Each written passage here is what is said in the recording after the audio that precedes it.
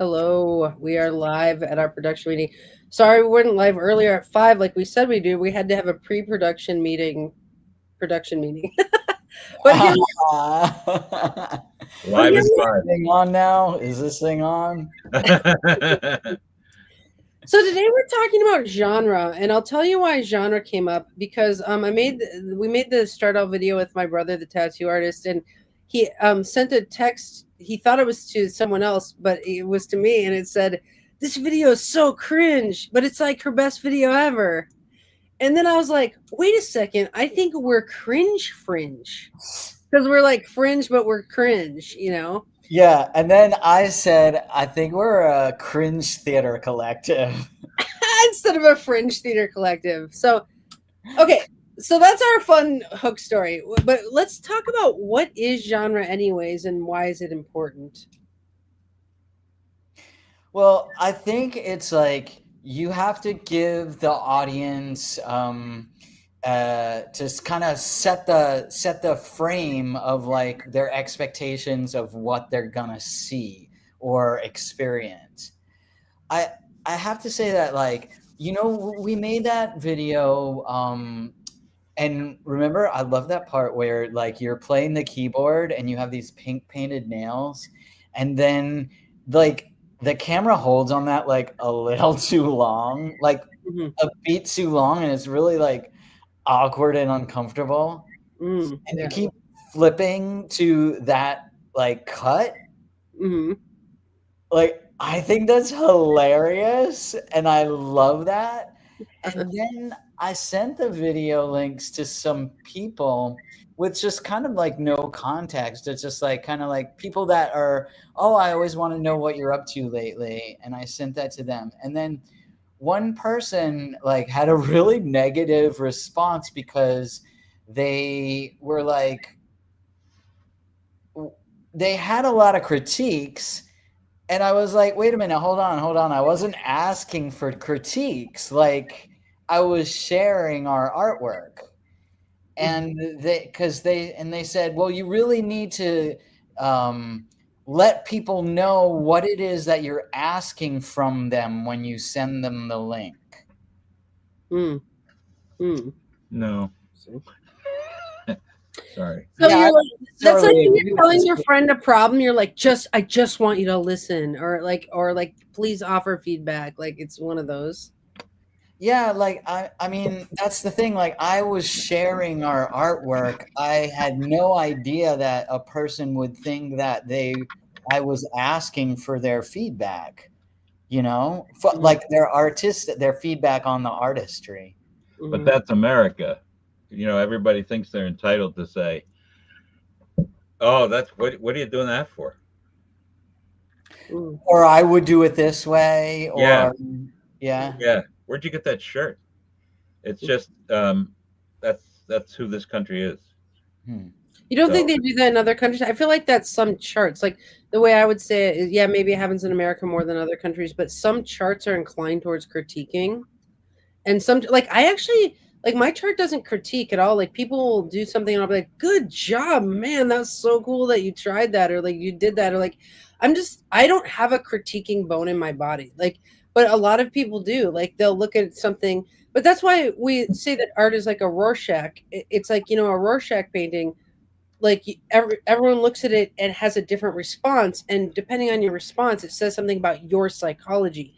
And I think it's like the viewer, how they respond in some ways has to do with their psychology and the art. I mean, the art should evoke a response, but like no response would be the worst response, I suppose. Hmm. yeah, I suppose. I mean, um, if if I showed something to somebody and they went, "Eh," I would think, "Oh, don't do that. Love it or hate it." But nonchalance is not what I was after. I'm trying to get people to feel indifferent about this work. That's not what I was after. Yeah. I'm trying to tap into the world's inner indifference. Yeah, No. because my mom used to say the opposite of love is not hate, it's indifference, right? So if they love it or hate it, at least it evokes Yeah. something. And you know that cliche that love and hate are horns on the same goat. So Hmm. Hmm. So if you know the genre it is, like maybe you hate it less or critique it less because you're like, oh, it's supposed to be cringe. Like instead of like like one of the things I notice is the critiquers are often like super Virgos and they like a very clean line look to everything. Like so it's always being critiqued against like a clean, perfect look, you know?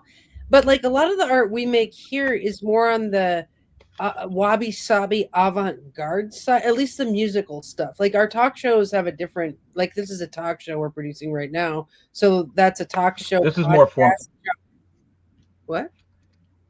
This is more formalism. I think your videos. I just watched Stardell Gets a Tattoo, and that was very goal oriented, but it was also not formalism. It was just it was random because it was out of chronology. My thumb is look at that. It was out of chronology, and the tattoo kept being on your back and then disappearing, and so I think that I think critical people like formalism. This is an identifiable thing. It's controlled. And it It's has no continuity issues. yeah. There's no continuity issues Yeah, that whole video unless is a continuity issue. unless when it's over, Andy re-edits so that all the answers that we give come first and then the questions. Dude, no, I knew that video, but that's part of the joke is that it's just this weird messed up experience of just screaming, and it's like that's part. But Yeah, part of the reason I did that is because like I only had the tattoo artist there for like an hour. He was coming in from out of town, and that's all I got. We got shot, and like I just it was just I edited with what I had. Also, I mean, part of the reason we never go for formalism or perfection is we're always in a real rush here. We're yeah. like spit we're like a spit and churn, but it's better than artists who sit around waiting for the formal thing to be done and it's never perfect enough and then they never produce anything. Like so it's like we're like quantity not quality. No, I don't know. It's got a certain quality to it because of the looseness of it, you know what I mean? What does formalism mean? Oh, it's in film. It's a way of I'm going to really, really, really summarize, but it's a way of showing that every shot has a purpose and every shot has meaning in it, and it's not necessarily in real time or in the real world. My example, if I were teaching students, would be Fritz Lang's M. Do you know that, Jay Z? Mm-mm. No. So um, each shot has its own meaning, and as it becomes part of the whole, it has a design. But everything is very controlled. The camera doesn't really do this. It's shot, shot, shot, shot, shot. And there are degrees of this, of course, but there's formalism and realism. Those are the two polar things. And realism is Renoir, Jean Renoir, and formalism is Fritz Lang. So that's, but, um, and there are, of course, there are films that marry both of those. Stanley Kubrick's The Shining is a beautiful marriage of both formalism and realism. Hmm. But Well, every shot has meaning. So if suddenly Jay-Z does this, that has meaning. It's not because there's a bug on his windshield. It's because we're trying to say something by that movement.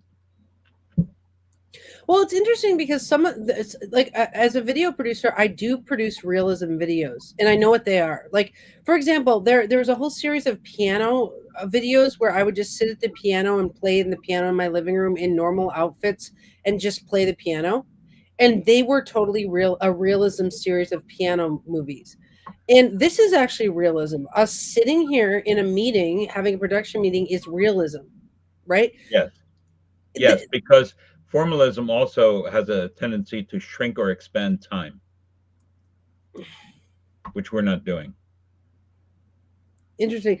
But like avant-garde, the Stardust series is more avant-garde, and not just the Stardust series, but like there's a lot of avant-garde art videos that we have from, I don't know, I don't know, but it's like avant-garde is more, how would we define avant-garde? Well, I think people have been trying to do that for about 150 years, All right, but I'm gonna look it up. but um, it's less structured, and it doesn't have anything to do with the correlation of objects being meaning. I mean, I have a film list that I could shoot you of things to watch, but avant-garde was Man Ray and Louis Buñuel in the 20s. They did all these films, and Maya Deren, who just she shot ideas, and then she made her meaning later. Yeah, well, one of the things from a Rorschach perspective is avant-garde provides a really weird, eclectic meaning that you can be like, what is going on here? What does it even mean? Like, and that's part of what's beautiful at avant-garde. You watch it and you're like, it mixes you up. It's almost like chaos art. Where like so it says avant-garde here refers to experimental, innovative, and unconventional ideas or works, especially in the arts that push boundaries and challenge the status quo. So it's boundary pushing, experimental, innovative, wide ranging. Um, so like a lot of it's like the colors in those videos are really like distorted and like everything's not supposed to be. It's like anti-realism. It's like supposed to be Yeah. everything's kind of Um, so I guess avant-garde. If you told somebody I'm sending, like if Jay Z said I'm sending you an avant-garde music video, would that be different than I'm sending you a realism music video? How's it look? Well, I think so. Jay-Z, what would you say? Yeah, I absolutely think so. And I've started saying that to people, like we're an experimental theater collective, because I want them to look at it from that perspective, and uh, with an open mind and, like, open perspective, so that they will have a reaction to it that's more it's expansive. Mhm. Yeah, I think in avant-garde, the idea for me is that you can't expect any specific kind of reaction.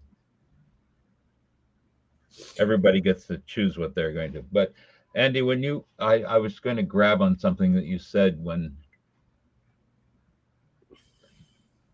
you were describing the definition for it, but I can't remember what it was now. But um, it's free form, and I will send you links to what I know is So avant-garde. I'll show you an avant-garde video right now. I'll show you one right now.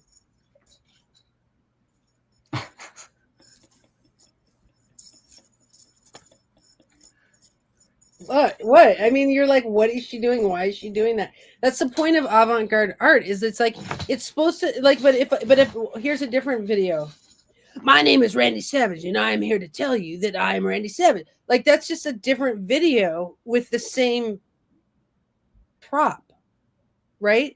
And Right. like if somebody says like this video is not, it just doesn't make any sense, and it's if that's a critique of it, well, you're like, well, it's supposed to be an avant-garde piece, like so you actually just told me that it was a good avant-garde piece, like so I guess maybe genre is important because it does frame the reception. Well, in avant-garde, I'm going to quote Camus, who thought that everything was useless and pointless. He said the only way to survive it. Well, first of all, he said that every thinking person should contemplate suicide, and if you're not doing that, you're not a thinking person. But he also said that the only way to survive is to make your own meaning out of everything. Otherwise, there is no meaning. So you have to create your meaning, and I think that's true for experimental film. That's what it was. You said that it's experimental, and to me, avant-garde is experimental.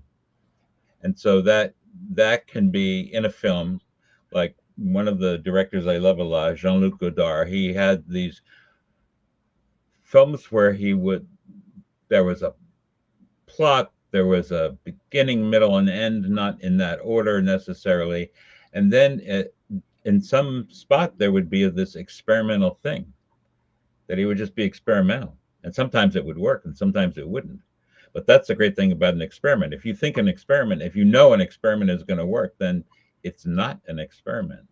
So what I loved about him was that he was willing to have this experiment inside his film and it could fail. Some of his whole films were experiments and they sometimes failed, but it was always great to watch the experiment. So I think we can't worry about what the audience is going to think. Well, I guess Jay-Z, we're going to say something. Well, I don't think just to be pedantic, I don't think experiments are ever a failure, because I think that they always you put together a theory and then you try to prove it or not prove it with an experiment. So it's like, oh, if I do this way, it will be pleasing to the audience. And then you do the experiment and you find out the answer, and the answer was like, no, it wasn't pleasing to the Right. audience, Right. and nobody liked it. And so, but that's a successful experiment.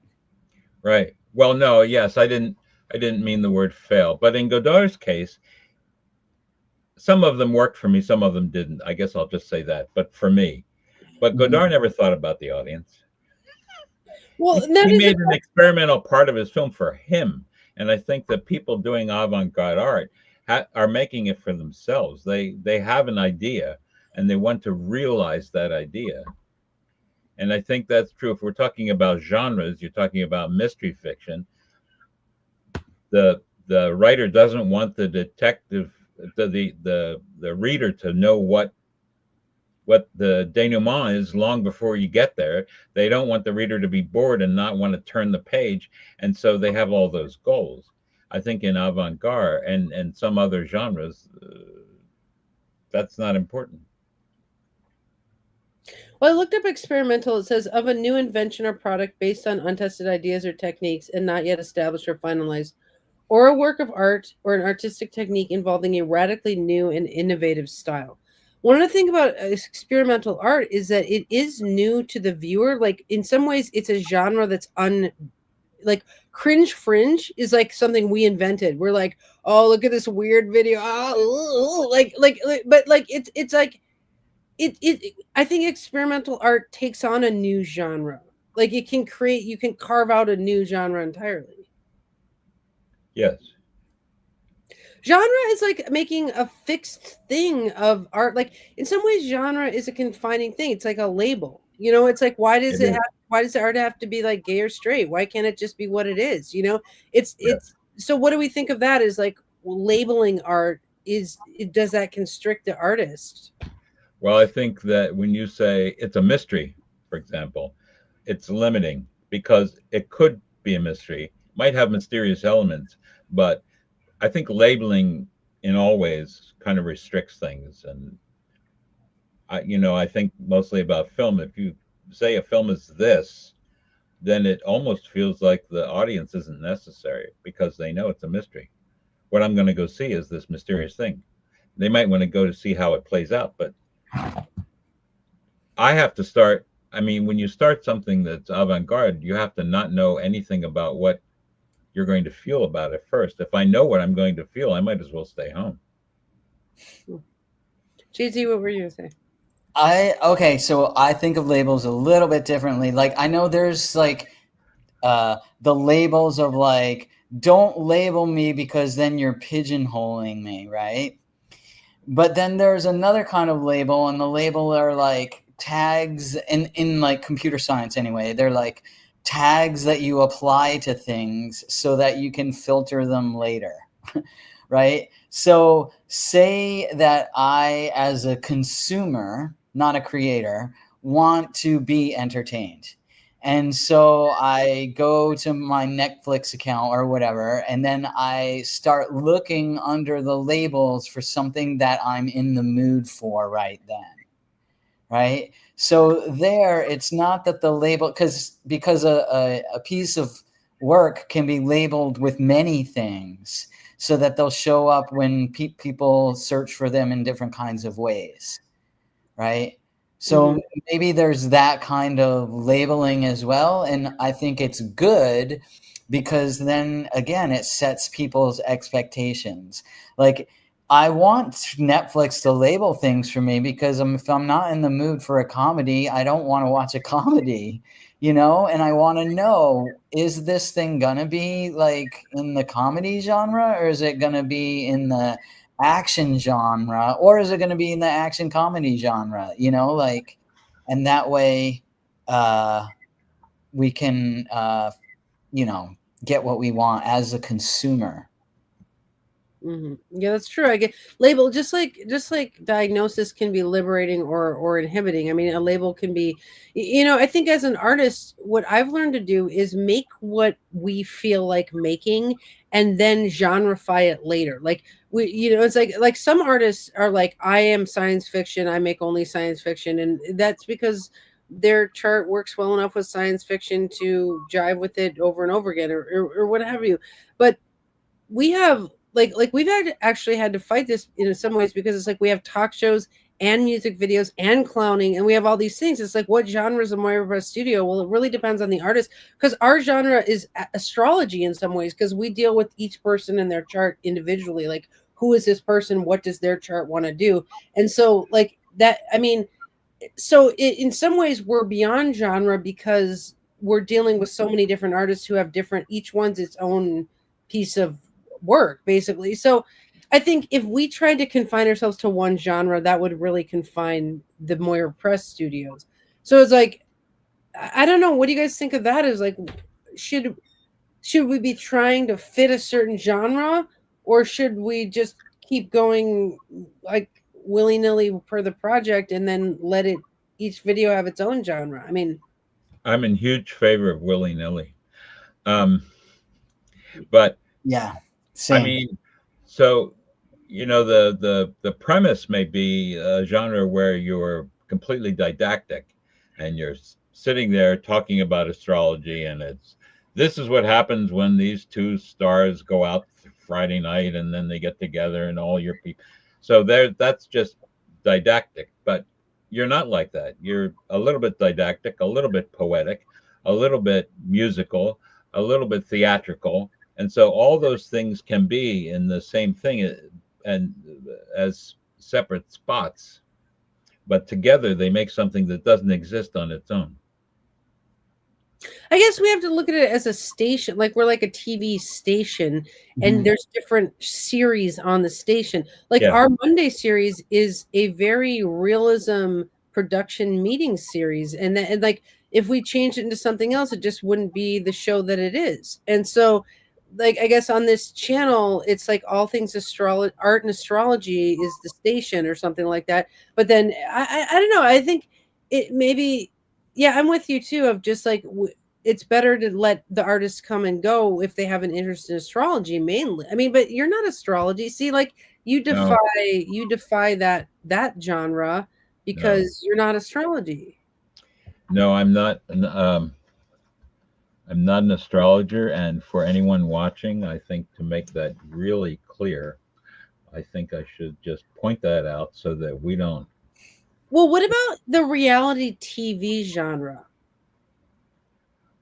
Well, I believe. What do you say? Not astrology. I Except you're uh, learning more and more about your Taurus moon. yes, I want to talk to you about my Taurus moon. Yeah, we should. I'd like that. We'll have to figure that time to do that. Yeah. Well, Andy, I think it's become its own thing. But to me, um, what that means is just non-scripted. reality TV means non-scripted. Reality TV is not anything like reality. It doesn't have anything to do with reality. Take some show where people are on an island trying to kick each other off. What part of the real world that you and I live in is does that happen?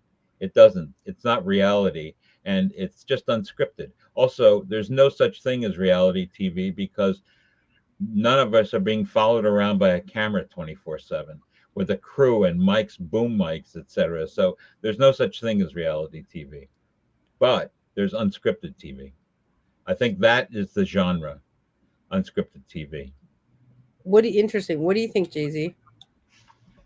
Yeah, I agree. And also, I have to say that, like, as far as um, that everybody brings their own flavor and their own like preferences, and it's when you're an artist and you want to make artwork, like you don't want to have to be told what it should fit into, right? Right. So I think that we all do our best work when I think our artwork is a creative expression of ourselves.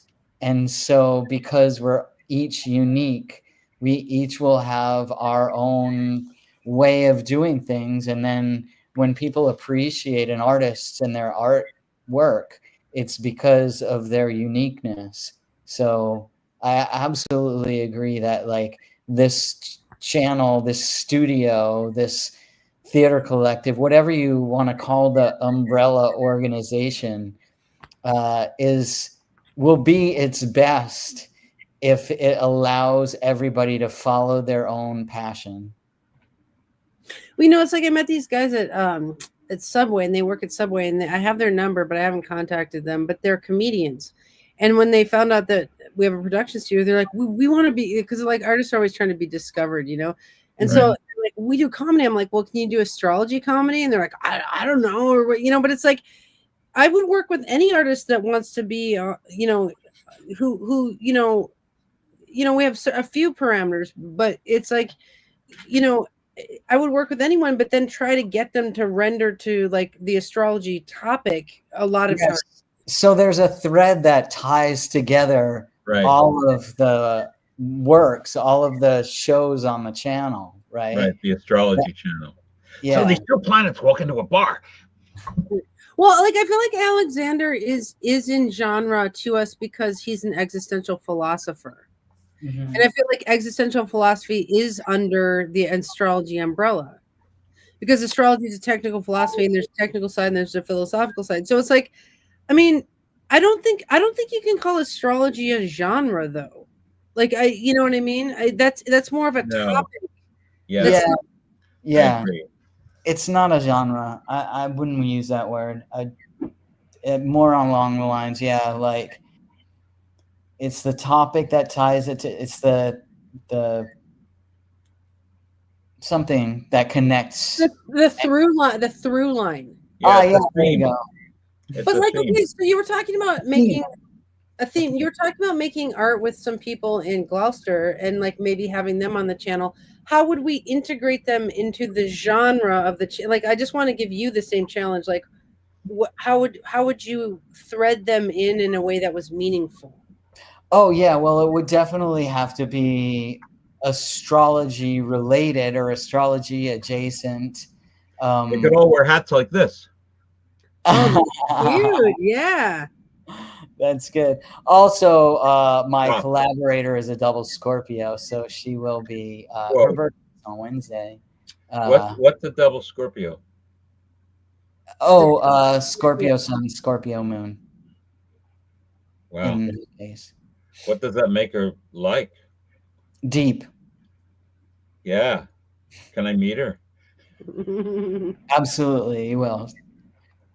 She's also married and lives in Gloucester, so Well, these things are transitory.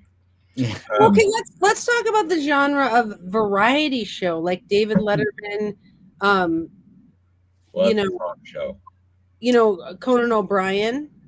What is it called? Well, those are talk shows with sketches in them, but variety shows where, like, I don't know, you guys can't remember, like Carol Burnett, Dean Martin back in the day. Well, like You're what both about too young. the variety? But the talk shows have music on them too. Like David Letterman will have musicians on as well. But Yeah, but it's still, I still think it's a talk show because the idea is to get some guest out and say, "So, what's your new picture like?" And then you have a little music, and then you have somebody who's plugging themselves, like trying to get known, and they're a comedian and they haven't played Vegas yet, and they show up on Letterman and they do their jokes, and then Those kinds of shows launched people, but I think talk show is the genre. Hmm. What about Saturday Night Live? Is that That's a a variety show. And Monty Python was a variety show, just a series of sketches that are unrelated. Mhm. Well, I feel like we're similar to that, right? Like is because we're sketch each shows its own sketch, but then there is like music and arts in there. So I feel like if you look at us total, we're kind of like one of these talk show variety shows.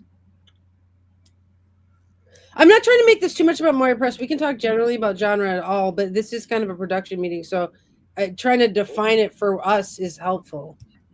Oh yeah. No, and I think when we were doing the Twitch stream, right? Because that was also hours long, but we did different things. Like we played Magic the Gathering for, 10 minutes or 20 minutes, and then we talked for a bit, and then we, like showed a little video that we had made during the week, and then we, like we did a whole bunch of little things. That was more like a variety show, I'd say, Interesting. within the one show itself. But you're talking about like this YouTube channel, like Meta is a variety show because it's got all sorts of different it's kinds of things on it. And to me it's more like that's more like a TV channel, like you were saying that analogy, that will play a talk show in the morning and then play some news and then play like a sitcom and then play whatever. Hmm. Right. You need a So, sitcom. so what I hear is it's an astrology themed or it's an astrology themed channel Yeah. with many Yes. different series, and some series are of the avant-garde genre, some series are of the realism genre, some series are the talk show genre. Yeah. So Hi, Kazri. Oh, nice. Kazri's here. I do not see Kazri. Do you know Kazri? Go over to the No. comments. She's Only- over in the comments. She's here. Kazri, if you have any thoughts on genre, we're trying to figure out like genre versus like theme and um it's just Oh, she's in the pool. Kazri's such a water baby. She's always in the pool. Um yeah, so okay, let's talk about wabi sabi. Is that a genre? Is that an art form? Is an art form a genre? Do you know wabi sabi? No, I don't know well enough to talk about it. Okay, I'm about to look it up. Yeah, here, look it up. Tell us what you find. Because I feel like we're definitely wabi sabi as a whole station. Yeah, is that a term just like that describes well, anyway, I guess. As we're gonna listen to says- this in the shower, that is so avant-garde. Yeah, that is amazing. Yeah, it's like a narrative hook. Wabi Sabi centers on the acceptance of transience and imperfection. It is often described as the appreciation of beauty that is imperfect, impermanent, and incomplete. This is from Wikipedia, so you have to second guess it, but it's prevalent in many forms of Japanese art. Yeah, that's what I think is prevalent along the station is like you know how your friend didn't like our video? It's because there's like all this imperfection in it, like this clip is too long and these nails are like this and and in the tattoo video there's all this like continuity issues, but like that's I actually like to make wabi sabi art where it's like it's all like whoa, nothing's ever perfect, and like because it's I don't know, I just so is that a genre? Is that an art style? What It is says that? Wabi Sabi aesthetics and principles include asymmetry, roughness, simplicity, economy, austerity, modesty, intimacy, and the appreciation of natural objects and the forces of nature. Sorry. Well, Is it an adjective used as an adjective, that term? Well, This science fiction book is really wabi sabi. you're so wabi sabi tonight. You're Then so that's an It doesn't adjective. say here. I have to look it up someplace else. Wiki does not. It sounds like a noun to me. It's a poetic cultural idea in Japan. It's an So, idea. yeah, I'm trying to find a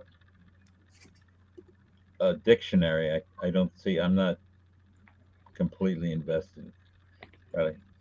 Would you guys agree that what we do is wabi sabi? Well, it follows all the characteristics that we just listed. Don't you think? I do. I mean, what do you think, Jay-Z? Yeah, I agree. I'm still stuck on the Japanese, like to understand what those two words wabi and sabi mean in Japanese. Uh, I know, like in Japanese, they'll do wabi sabi pots where they crack them and then they pour gold in the cracks, and like the whole art form is about the crackedness of the pots and not the perfection of the pots, kind of thing. all right, wabi. Wabi may be translated as subdued, austere beauty, and sabi, this is from the Stanford Encyclopedia of Philosophy, and sabi as rustic patina. Oh, if that's not a band name, I don't know what is. Rustic patina. I'd Oh like my you to God. give a very subdued hand for rustic patina. I like I that. like patina in art. I like patina. All right, Uh, they're both nouns, wabi and sabi. Yeah. Sabi is the noun form of the verb sabu. Oh, is it? Okay. Where'd you Yeah, find that? uh, on into japanwaraku.com. Okay. Good. I probably won't go so I there. mean, I feel like there's things we can agree that our station is, and then there's things that it definitely isn't. Like it's not. What do you call art that's like extremely clean or perfect all the time? Like, okay, like here's an example. Hallmark. My baby daddy has like 4 planets in Virgo, and his photo style is like clean line perfection. Like he'll make buildings photography, and it's just like clean, clean, clean, clean, clean. You can tell if there's a speck of dust on it. You know what I mean, kind of thing. And like we're definitely not that. We're like the opposite of that. Like, what is that? Messy. Yeah. Well, Totally kidding. like okay, so it's funny. Like I feel like the clean line artists are always like critiquing the wabi sabi art as like just being sucky or Inferior, as inferior, or like easier in a way, or something like that. You know. Yeah. yeah. Well, and Yeah. from an astrological perspective, I feel like Pisceans are more wabi sabi. Like you and you're a Pisces, I'm a Pisces moon. Like we're more just like with the flow, go with the flow. And these Virgoic artists are like clean line. Everything is has to be done. Like so, I know you have an opposition to Virgo there, but it's like so you're like more a mix of both. Whereas like I'm more just like this messy kind of painter with just like paints all over. You know what I mean, kind of thing. What Mhm. about us Taurus Moonians? Taurus moon, I feel like it's very like literary and like flowery or like there's something it likes the like like a flowery. I don't know. Like, what do you think about Taurus moon, Jay Z? Well, definitely like more earthy, naturey. You know. Yeah, I but like, like the. I think that I apply this to your stuff, but also I go back to Godard, and he was interviewed one time, and someone said, "What do you mean?" They were talking about a film that he made. I forget which film. They said, "What do you mean exactly?" And he said, "I mean, but not exactly." mhm. And I That's love that. I love yeah. that. I mean, I think a good conversation is like, what are the genres of the 12 signs? And like, because it's the critiquers, the Virgos who are opposite the wabi sabi genre, who are always critiquing, right? And so they're like everything perfect, clean line, and here's a critique for everyone else. But the wabi sabi artists don't critique the other stuff. We're like, whoa, we're just kind of rolling around, like being all like. Interesting. All right. So, what do you think, Andy? Then Aries versus Libra. Let's see, Aries would be like more warrior art, or like pushing boundaries, and Libra would be more relational and kind of would be more like behaving art that behaves within the genre or behaves, but Aries is more like warrior. I don't know. Yeah, or maybe like Libra's like the rom-coms, and Aries is like action movies. Totally. Pisces is avant-garde, right? Totally. It's conceptual. It's weird. And Virgo is documentaries. Totally. Yeah, Right? people Really always a great way to plug all these in so that each of these is understandable, at least to me. Well, Yeah. okay, Alexander, tell us what the Scorpio genre is. Well, okay, so first we'll say, so opposite then is Taurus, and so Taurus is like the nature, National Geographic or nature videos, right? Mm-hmm. Scorpio would be like horror films. Yeah, totally, horror or like sexy films. or yeah, or maybe porn is Scorpio. Porn Well, is so what I want to say, Jay-Z, is like when you're a Piscean and you're making art, this is what I've learned. And if people critique it, you have to make sure that they're getting your like vibe. You're just like, oh, you just missed the vibe entirely. Like you critiqued it instead of just enjoying like the Pisces vibe. Like, yeah, yeah, like talking about the continuity errors versus like being experimental, out of sequence, like a William Burroughs, Brian Jason cut up thing. totally. Yeah, like I'm trying to be all weird. I was trying for that. So, all right. Well, I'm sorry we have to close this, Casri. I hope that you're getting clean over there. And I'm so glad you guys are open to live streaming, because it makes, as soon as I click end stream, this will be posted and we will have no after processing necessary. So yeah, well, that's fine with me. So you can't edit it, is what you're saying. But I never edit the other ones anyway. Okay. Well, it's a lot better than this. Okay, well, I'd be open to live streaming weekly instead of face jamming, but I don't know, Jay-Z, what do you think? Depends on Jay-Z. Yeah, okay. Yeah, sure. Let's go back to live streaming production meetings on Mondays, no face jamming. All right, cool. Okay, I can't drink when I'm thumbing. Oh, okay. Okay, yeah, I drink gallons of booze when I'm thumbing. All right. Bye, guys. Talk to you later. Thanks for coming. Bye. Yeah, bye. Bye.